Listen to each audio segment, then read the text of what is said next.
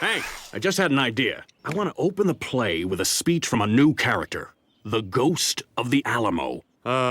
Ghost? Well, it's just a device to set the stage to let people know how they should feel about what they're watching. We're in a time where some things you can sort of get a sense of what they're going to be like beforehand. You can go by trailers, you can go by news articles, you can go by general vibes. But with the King of the Hill revival, King of the Hill reboot, season 14, whatever you want to call it, I could tell which way the wind was blowing. I could tell what sort of show it was going to be. Well, there were a couple of factors. The first one being that this is airing on Hulu. Fox has been bought by Hulu. What was once under the purview of Rupert Murdoch is now under the purview of the Disney Corporation. That's a radical shift in terms of, what are the politics of the bigwigs in charge here. You can sort of determine the moral compass. You can sort of determine the limits of what can and can't be expressed with the knowledge that it is airing on the Hulu and Disney Plus streaming service. The other thing that sort of gave away the game was the fact that they were changing Kahn's voice. Kahn was voiced by a Caucasian gentleman in the proper series. With this new reboot, they made sure that he was voiced by an Asian gentleman. And I would challenge anyone to say that this was a decision made with any other interest in mind than trying to be politically correct. I would challenge anyone to say that the new voice is better. Ha ha ha ha! Missed again, Hank Hill. Hey, I know why you don't want to knock down the pins. It's because they're rednecks, just like you. Kahn's new voice is a significant downgrade. Ted Wasanaesong's voice is a significant downgrade. We'll get to Dale in a minute because those circumstances are a little different. But with Kahn, with Ted, you can't tell me that this isn't an example of whatever you want to call it. Wokeness, political correctness. You can't tell me that this isn't an example of this kind of stuff getting in the way of creativity, of being a direct hindrance to creativity. There's an episode that focuses specifically on the Suppanuusenpone family, and it doesn't land as well as it should because the character is kind of broken. And the voice is an integral part of an animated character. Kahn's voice is very distinct. Where are our heroes? Don't look for them here. The world's not so simple. The world's not so clear. I don't get it. Now, in the mind of the showrunners, in the mind of the sort of Hollywood thought leaders, I guess the idea is that these are stereotypes or that it's not right for a white person to play an Asian person. But the thing about King of the Hill in specific is that these are not stereotypes. The strength of King of the Hill is that these are very well-realized characters. Kahn is a beloved and well-realized character. He is anything but a racial stereotype. But even beyond the idea of recasting the character, I have to wonder if there was some conscious decision of we're going to try to deliberately avoid any potential accusations of stereotyping. It doesn't really seem like this new actor is trying that hard to embody Kahn.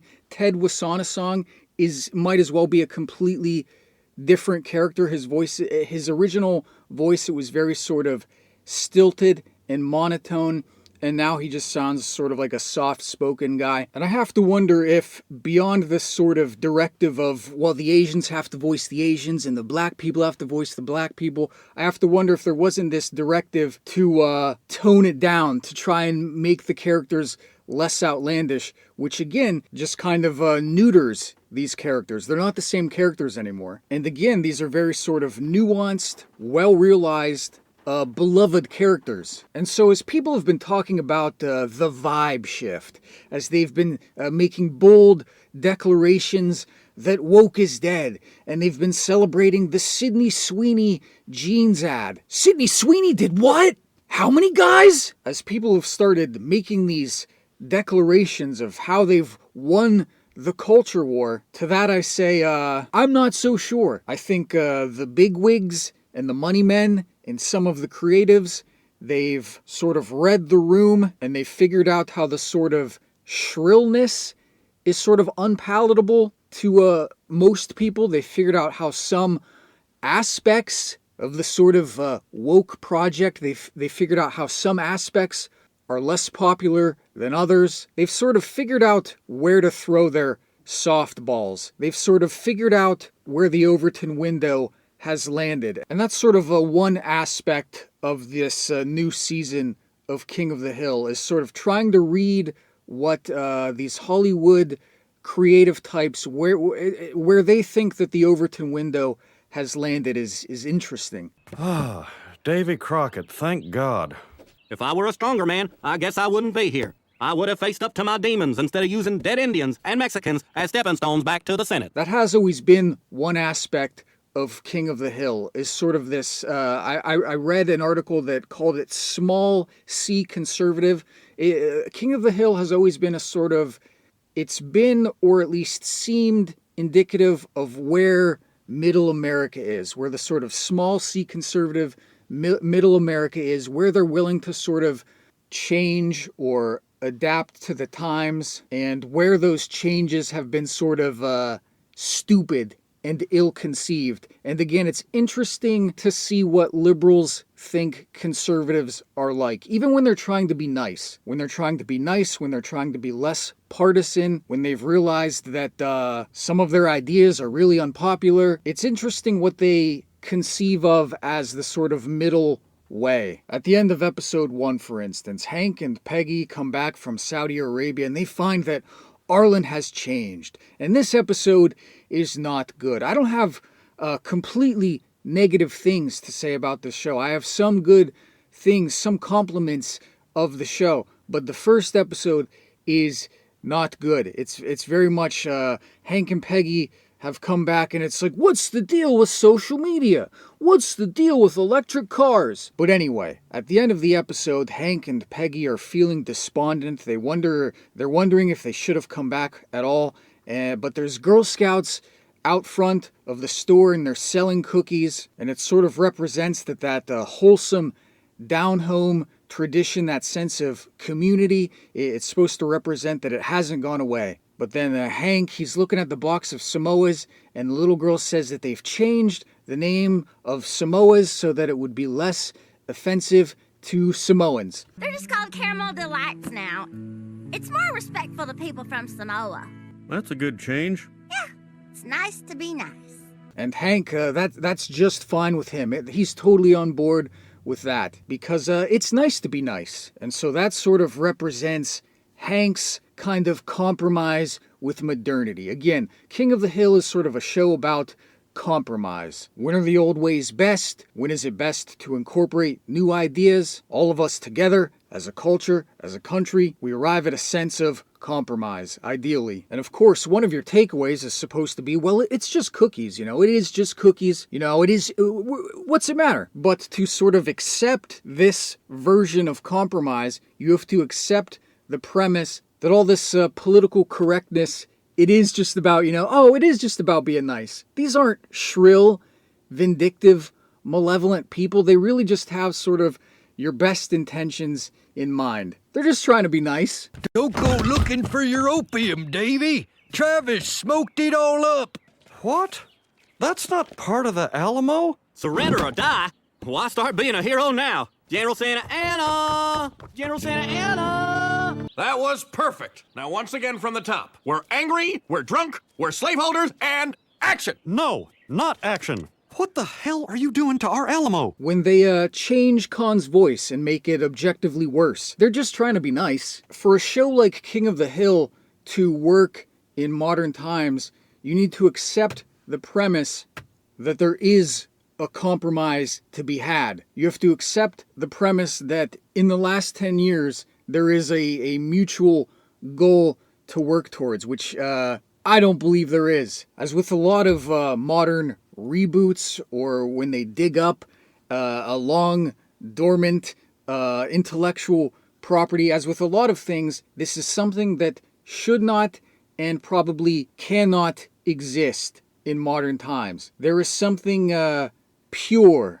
about King of the Hill. There is something distinctly pre-social media, distinctly pre the political divisions of today. There is something that cannot be recaptured in modern times. If Bruce is ever going to get his work taken seriously by the people that matter, he needs to show them he's got a new perspective. There is something malevolent about a company like Disney, which has been so woke and retarded. There is something malevolent about these same institutions now trying to reel it in, or to insist that there is a compromise to be had, to sort of lob these softballs of like, well, we might have gone too far in some places. Institutions like Disney have been part of this sort of top-down. It's not like this is it's not like the last 10 years of woke retardation was some like grassroots movement. This was part of a sort of top-down, like non-stop agitprop of like how these people thought everybody else should live. And there's something malevolent about Disney Hulu trying to kind of define the Overton window, to define the limits of conservatism, to define the excesses of liberalism. It's just something that can't really be done in modern times, I don't think. Again, they will sort of lob softballs at their own excesses. There is an episode about cultural appropriation where Bobby, he has a restaurant that is a fusion of Japanese and German cuisine, and he's accused of cultural appropriation by a black Japanese person, a black man who was raised in Japan. And the sort of German Cultural League shows up to accuse him of cultural appropriation. And then this is intertwined with Hank and co. taking a trip to the George Bush Museum. And Hank encultures all these conspiracy theorists that rub him the wrong way. I guess this is a good point to get off of politics for a moment, and we'll talk about Dale. Dale is another character that has been absolutely ruined in this reboot. And I don't want to fixate on the voice too much. Johnny Hardwick passed away, I believe, halfway through production. They had Toby Huss do the voice. I couldn't tell which was which. If there were two people voicing Dale, I thought both voices sounded off. I don't know if maybe Johnny Hardwick was having some health issues. The problems with Dale here extend beyond the voice. Dale has somehow regressed back to being season 1 Dale. In season 1 of King of the Hill, you know, they hadn't quite found their footing yet. They hadn't quite determined who these characters were. The characters do grow and change in King of the Hill. That's why it's one of the better, more enduring animated shows from that time period, because a lot of these characters do sort of grow and change, and Dale is one of them. But here it's like they've regressed Dale back to being season 1 Dale, where all he does is just sort of spout conspiracy theories. I swear in like the first 3 episodes, all Dale says is like conspiracy mumbo jumbo. There's very little of his relationship with his wife, with his son. You know, where do they stand? Where do John Redcorn, Nancy, and Dale stand at this point in time? Nancy seems to have a YouTube show with John Redcorn. Again, everybody has something now. Everybody has a blog. Everybody has a YouTube channel. It's kind of cute. It's also kind of annoying. But Dale, all he does is just spout conspiracy mumbo jumbo, and you have to wonder: was this a deliberate effort? Were they trying to be mindful of like the modern liberal zeitgeistal preoccupation with conspiracy theories? Are they trying to make Dale less likable? Are they trying to make Dale, are they trying to make his conspiracy theories sound so silly that it won't offend the lefty status quo? I don't know exactly what's going on here. It's hard to read the tea leaves of what neurosis we're working with here. There seems to be this thing where a lot of these modern creatives, they don't trust when an audience likes something. It's almost like they don't trust an audience to like Dale. Dale is, of course, all these characters really in King of the Hill. It's there's no weak character. There's no character. Every character is a favorite character almost. But Dale especially just got shafted. Just a fan favorite has been sort of regressed back to being his season 1 caricature. Again, this is a show that very much rests on the nuance and the relatability of its characters. This is where I'll compliment the show to some extent. It does sort of find its footing in kind of the middle episodes. It's 10 episodes, and from about episode 2 to episode, I don't know, 8, there is some good character moments when they do just sort of focus on the characters, when they don't try and when it doesn't sound like it's coming directly from social media, when they don't try to be like hip and now and relevant to the zeitgeist in such an overt way, and when they just sort of let these characters have moments together, this is where it excels. I almost hesitate to compliment it too much because a lot of that groundwork was sort of already laid from the 13 previous seasons, but sort of Hank and Bobby getting into a competitive craft brewing competition. That's okay. Hank using a sort of handyman app because he's so bored with retirement, and so he's doing these odd jobs for people just because he wants to, but they don't give him a high rating because he doesn't open up enough. But then he does open up, and then it causes a social media kerfuffle. That was a good one. Hank being secretly into soccer, it's strange. Yeah, it's fine. At least that's something to do with the character. Going to a Cowboys training camp, that one was okay. And the final one where they start a hog hunting business, and it kind of mirrors these modern tech companies which just exist to get bought up and sold. Those ones are decent. Bobby and Connie. Let's talk about Bobby and Connie, because I wouldn't say that they got as warped as, say, Kahn or Dale. I wouldn't say that their characters were broken necessarily, but when you do this thing where you try to age up these characters when a lot of their character is sort of inherently tied to them being precocious kids, I'm not exactly sure who Bobby is supposed to be as a 21-year-old. Let's put aside there's some weird timeline things where sort of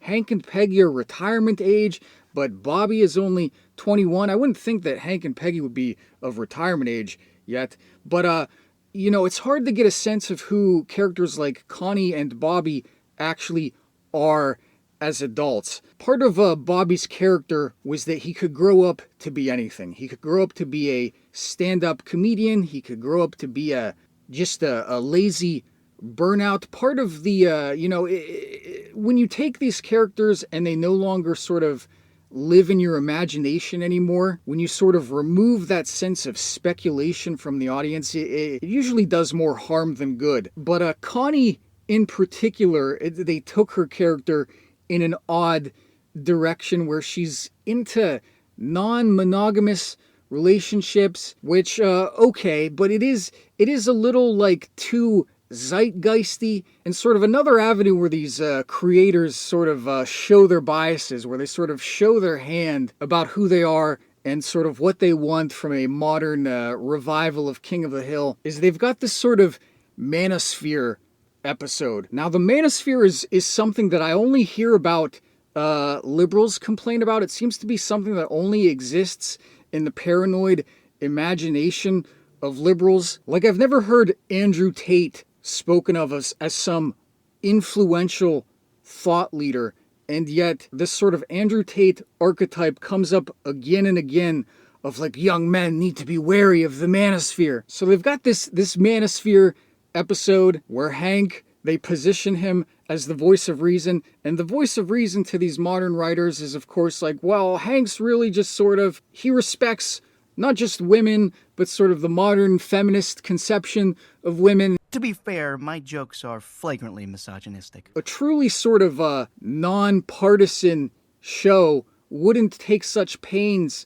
to skirt the very sort of obvious shortcomings of the last 10 years of woke and retarded liberalism. Like, a very sort of obvious episode would be where Connie is trying to get into a good college but can't because the admissions deprioritize Asians with good grades. That would be a very sort of obvious episode, a very sort of obvious middle way. But no, instead there's a manosphere episode. There's an episode about the manosphere and sort of these softballs towards cultural appropriation. There are a handful of smaller moments where the writers seem to not quite understand Hank's character or the tone of the show. There's a moment where Hank is like, oh, I wish movies were like they used to be, like Forrest Gump. No, Hank would not name drop Forrest Gump. Hank doesn't like Forrest Gump. Hank would name drop a Charlton Heston movie. He would name drop a Clint Eastwood or a John Wayne. This is another example of just sort of the skewed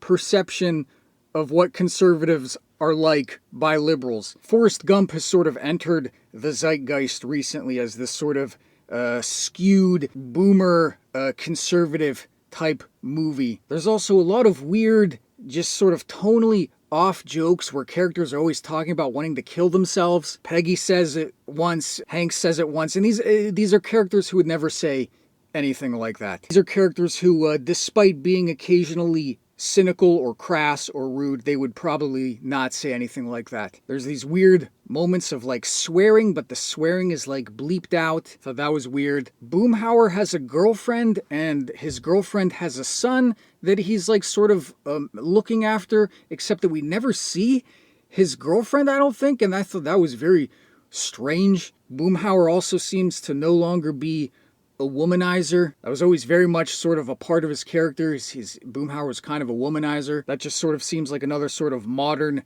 concession. I'm just doing a sort of a grab bag of final thoughts here. Arlen was conspicuously more diverse. Now, Arlen has always been diverse, but it was always with a sort of specificity in mind. You know, this is a show that seems to have a community of Laotians who've sort of settled here. There's always been Mexicans, you know, this is Texas, it borders Mexico. Hank always had a black friend. They added Keith David as a new diverse friend for the group to hang out with, and it's fine. It's inoffensive when you sort of subtract it from the obvious motivation of why it was done. But Hank did always have a black friend. Chris Rock, Buddha Stank. You know, there was Enrique at Strickland Propane. But now Arlen seems to be this just sort of random hodgepodge that every other piece of media is like. It's kind of strange that doesn't go commented on. Hank and Peggy arrive back in Arlen and they're like, everything's changed, but nobody's like, when did Arlen become as cosmopolitan as New York or LA? That is sort of one of the distinctions of modern liberalism, is in the past diversity had some specificity to it, and now it's just sort of a hodgepodge, or sort of an idealized smattering where everybody's different but also everybody's the same. And I think that's also part of something that was lost in changing Kahn's voice. Now he just sounds like a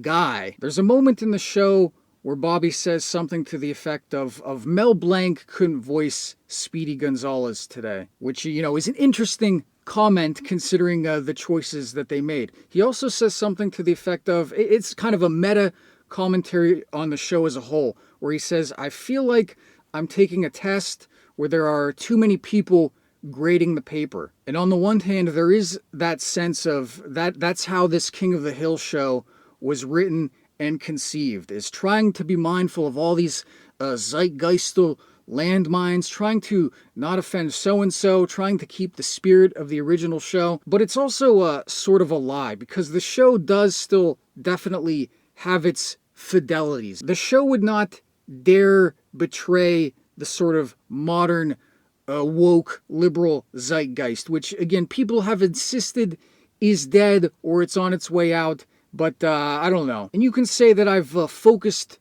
too much on the political aspects of the show here, but this is definitely a show conceived with a political conscience in mind. This is a show conceived with a political conscience, with a political bias, while also trying to satisfy a broader, different audience that has been with the show since its inception. And while it's not the worst thing, I think there are some moments here where the characters do sort of live on, where the characters show some of that spark that made the show so great in the first place. I think on the whole, it's just as with so much today, it is an artistically compromised vision. It is an artistically neutered shadow of the thing that it was, that was better left where it was. It was better left sort of in the cultural memory. And you have to wonder almost if there is something offensive to the modern liberal zeitgeist. You have to wonder if there is something offensive about something that lives positively in people's memories, that lives sort of outside the modern neuroses and particularities. You have to wonder if that's maybe some of the reasoning behind digging up and revamping these old shows, other than money, of course. Of course they want money. Of course they want to cash in on something people like. But you have to wonder if there is something about sort of controlling the narrative, controlling people's positive memory of it. I don't know if I would watch season 2. I wasn't going to watch season 1 necessarily. I turned it on. I was like, ugh, but then I had nothing going on that day. If you have nothing going on that day, it's not the worst thing in the world. But on the other hand, it definitely is a malevolent abomination that should not exist, like so many other things nowadays. But anyway, that's all I have to say about that. Let me know what you think about this video, about the new King of the Hill, about the old King of the Hill. Share your favorite King of the Hill memories if you feel so inclined. But let me know what you think. Subscribe if so inclined. I write books if you like books. Okay, goodbye. We will never surrender or retreat.